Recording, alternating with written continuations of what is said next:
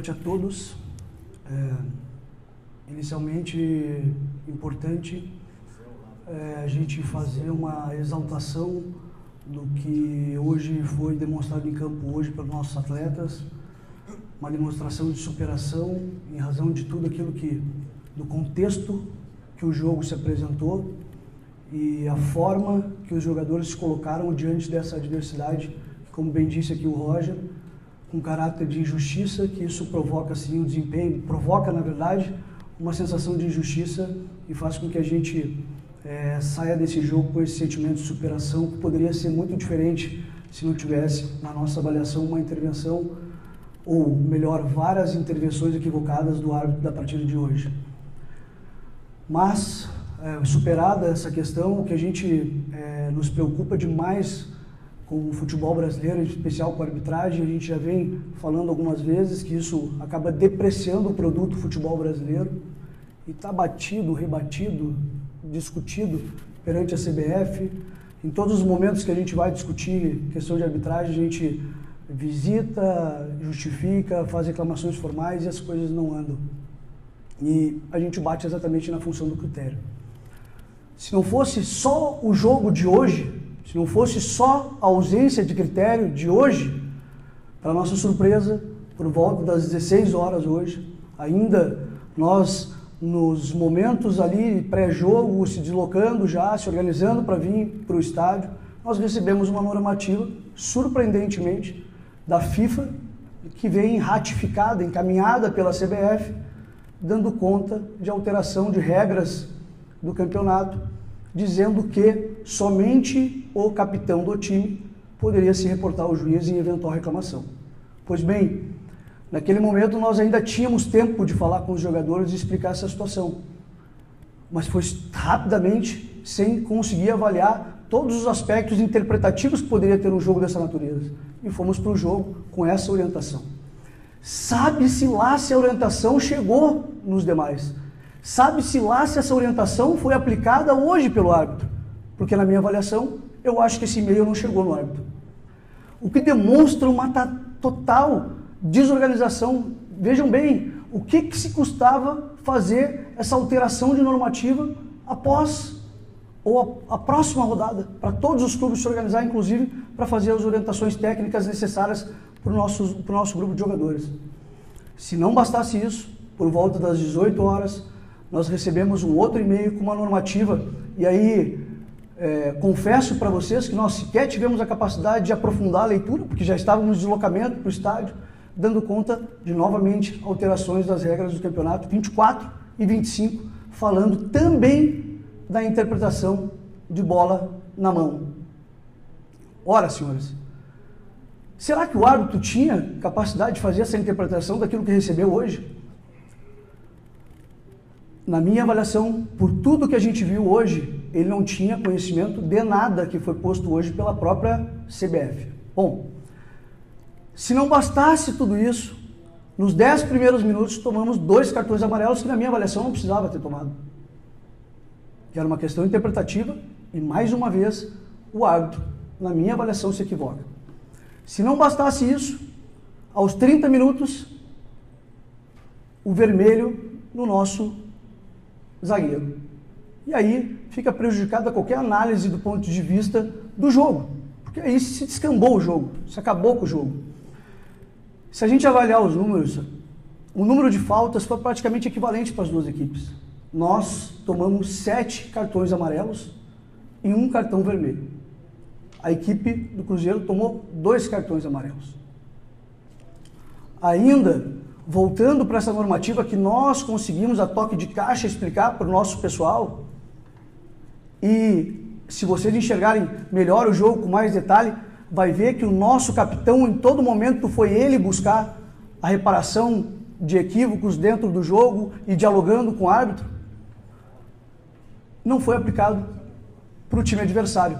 Ou melhor, ele deu amarelo para o nosso capitão, que inviabilizou que o capitão pudesse ter a altivez necessária durante o jogo para fazer as reclamações necessárias, e por outro lado, em vários momentos, seja de falta, seja até mesmo do pênalti, que eu vou chegar lá, o time do Cruzeiro simplesmente fez um bolo na volta do árbitro. Não era o capitão que estava dialogando diretamente com o árbitro, contrário à norma que nós recebemos às 4 da tarde, e simplesmente foi desconsiderado por ele. Ele não deu amarelo para nenhum dos jogadores do Cruzeiro por reclamação. Nenhum.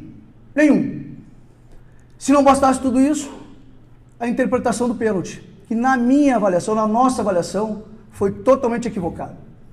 Ele faz uma avaliação dele com base na construção que o jogo se apresentou, na pressão que o jogo se apresentou, e faz uma análise equivocada. Ainda bem que conseguimos superar isso também na adversidade, muito em razão da concentração dos jogadores e que demonstraram em campo. Ainda, e é lamentável que a gente tenha que fazer esse histórico aqui de forma veemente, esse mesmo árbitro expulsou o Alan Patrick num jogo na Copa do Brasil contra o América e simplesmente deu um pênalti totalmente equivocado. Se não bastasse isso, num jogo contra o Vitória, esse mesmo árbitro, já no acréscimo do acréscimo, ele expulsa, dá mais um pênalti para o time adversário e acaba com o jogo. Então é um histórico que nos preocupa demais, não é a tônica do que a gente pretende estar aqui, a gente quer verdadeiramente exaltar o nosso futebol, o nosso trabalho, aquilo que a gente vem fazendo dia a dia.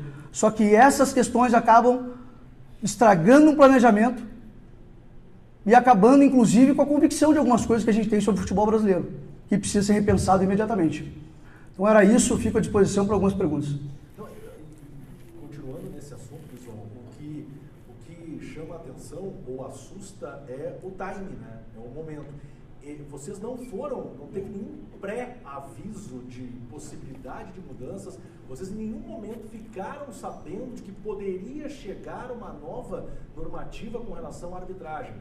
Ou seja, a CBF não fez esse anúncio, a FIFA veio direto, mandou o documento, repassado provavelmente pela CBF, mas em nenhum momento vocês foram comunicados de que poderia haver algum tipo de mudança com relação à arbitragem de um jogo que começaria 3 horas depois. Absolutamente nada, e de forma silenciosa se manda por e-mail. Tipo assim, se leu, leu. Se não leu, tu não tem capacidade nem de compreender o que aconteceu. Nós recebemos esse e-mail por volta das 4 da tarde, e mais do que isso, que chamou muita atenção, é um documento que vem oriundo da FIFA, que vai para a CBF, e a CBF remete para todos os clubes. E vem um anexo, que é os termos da manifestação da FIFA, dizendo lá o porquê que eles estão aplicando essa nova regra da representação ser única e exclusiva pelo capitão. E datava esse documento de 22 de julho ou 23 de julho. Significa dizer, na minha avaliação, pelo que eu pude perceber, que esse documento já estava aí, circulando. Só chegou para nós antes do jogo. É um absurdo. É um absurdo. E por óbvio, a gente precisa dizer isso, todo o time, né, tem a sua palestra, as suas informações com relação à arbitragem, como é a conduta, o histórico dos árbitros, embora a gente tenha que trabalhar com essas adversidades que aparecem e que não tem critério de árbitro para árbitro, a gente tem que fazer um estudo sobre os critérios de cada árbitro para poder estabelecer uma conduta dos jogadores em campo. E neste caso, sequer a gente conseguiu fazer isso em razão dessas normativas todas que apareceram. Não é a primeira vez que até o vice-presidente de futebol antigo, saiu o Becker, ele até se manifestou que botavam árbitros inexperientes em jogos do Inter, né? Laboratório em jogos do Inter. O árbitro do primeiro jogo também não foi bom, o Inter e Cruzeiro, que o Inter venceu. Hoje também não foi bom.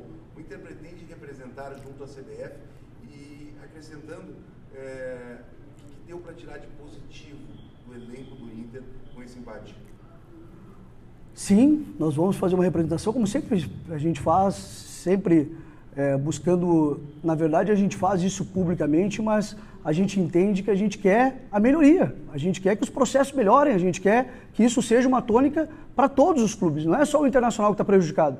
Eu sei que acontece para vários outros clubes. E o nosso procedimento sempre é fazer um histórico dos acontecimentos e faremos um relatório do que aconteceu nesse jogo aqui e encaminharemos para a CBF. Espero que seja atendido, espero que seja compreendido e, mais do que isso, espero que outros clubes também possam se manifestar nesse sentido, porque eles devem ter recebido nos e-mails aí na véspera dos jogos. Então aí, os jogos acontecendo. E me chama a atenção mais, eu repito aqui, me chama a atenção se eles tiveram tempo de chamar os árbitros para explicar isso tudo. se fizeram algum seminário para explicar essas novas regras ou simplesmente jogaram como alterações.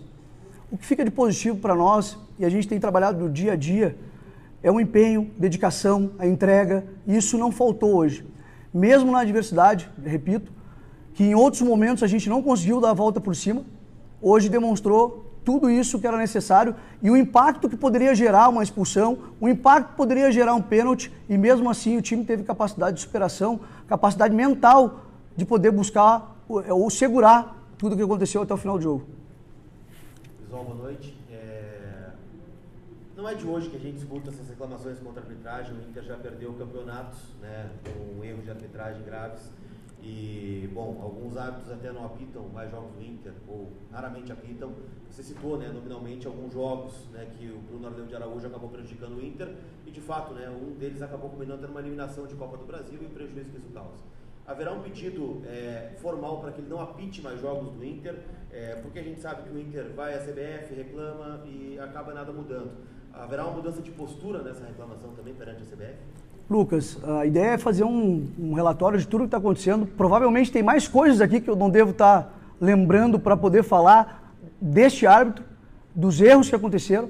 Nós vamos formular isso, obviamente, com o nosso jurídico do clube, formular isso com tranquilidade, para poder solicitar tudo aquilo que é necessário para a reparação do que aconteceu. Obviamente nós não vamos reparar o jogo, o que aconteceu aqui hoje, mas reparar, pelo menos, que haja uma reflexão da CBF nesse sentido para que melhore para os próximos jogos.